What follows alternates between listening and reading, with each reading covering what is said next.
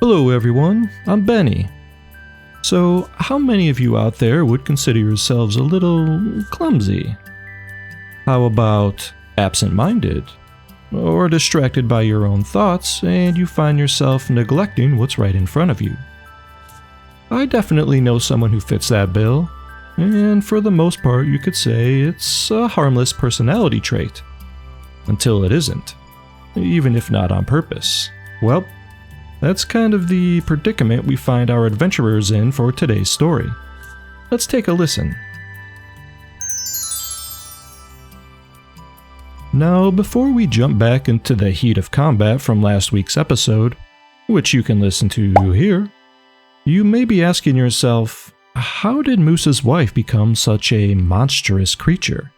And why didn't he deal with it before the darkness spread? Well, believe it or not, the answers aren't too complicated. Tragic, yes, but not complicated. So let's head back in time a little bit and unravel the mystery together. Arya and Moose. A remarkable and inseparable duo. Lovers from the day they met were currently on the job. Being relic hunters for hire, this was often the case, and their present employer had them on the search for a particularly dark antiquity. This was a sort of the less you know the better kind of operation.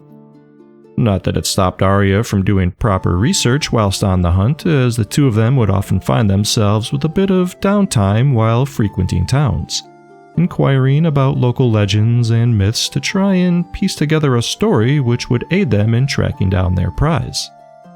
Well, this relic specifically was not only veiled in many layers of mystique of unknown origin, but was also as dark as they come, equipped with a name that I will not utter here. At present, this was nothing new to Arya and Moose.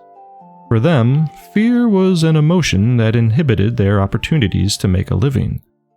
So, pushing onwards, we catch up with the duo knee-deep in bat guano, inside a relatively unremarkable hole in the ground that opens to a rather large cave out in the middle of a nowhere field, surrounded by an ocean of wave-like tall wild grass as far as the eye could see. Back in the damp cave, the day's light was glinting out, and while Moose set ablaze 2 torches for them to see, the ceiling came alive with movement. The brown bats were taking flight and heading out for a night of feasting. An hour or so later, the entire orchestra had vacated, leaving Moose and Arya to their task at hand. Pulling out a tattered old book from her pack, Arya cast a levitation spell on her torch and began to go over the text about the artifact again, while Moose led the way forward and down. By all accounts, it was quite a boring cave dive. So long as you aren't claustrophobic, I suppose, but the most worrying part of their descent was the absence of practically anything. No insects, critters, nor movement of stone could be heard. It was as if the deafening silence was forcing itself upon them, begging them to turn around. Trudging onwards, the two continued down the winding and rocky path that eventually opened to a small dark room. The air was heavy here. The mounting silence forced their beating hearts to become audible, and as the torches lit the area, they could make out little exits around the small chamber, too small for any normal person to fit through. And against the wall on the other side of the entrance sat a barely visible, weather-worn and mostly broken human skeleton, bare save for a blackened heart-shaped object clutched to its chest. This was it. Setting aside the foreboding feeling of the room, they approached the dried husk. Crouching down to have a better look, Moose tilted his head and removed a leather pouch big enough for the relic to fit into. Arya rested a hand on his shoulder and flipped through her texts.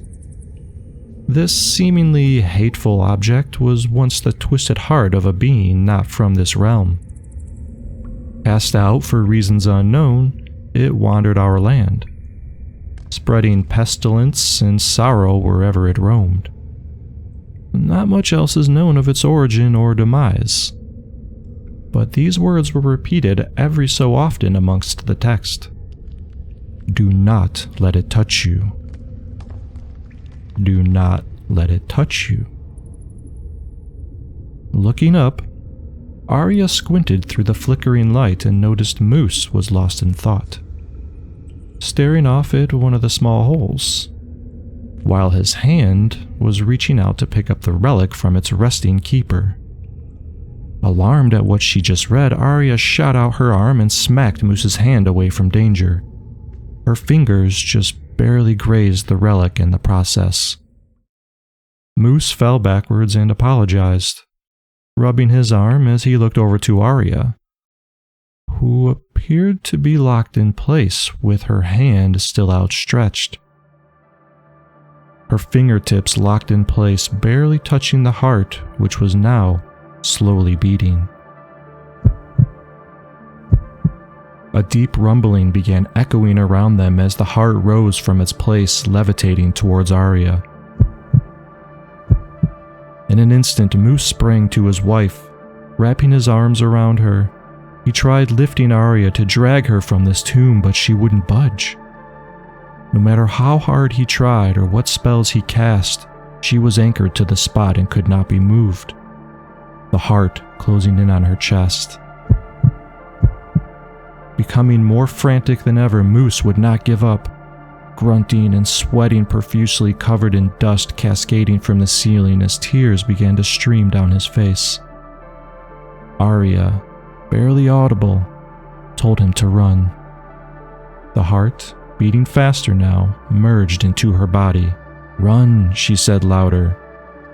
Moose's sweaty hands slipped from Arya and he fell backwards once again. Through the ever-collapsing cacophony surrounding them, he looked into her eyes.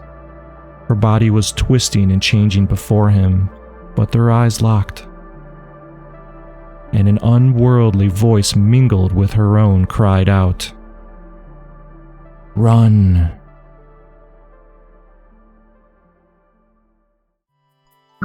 Whew. I know that was intense, but love can be that way sometimes. And now we are all caught up. So, join us next week for the exciting conclusion to this tale of love, loss, and redemption. Oh, and don't forget the merchant is in town at the moment, so go check out his stock. Farewell for now.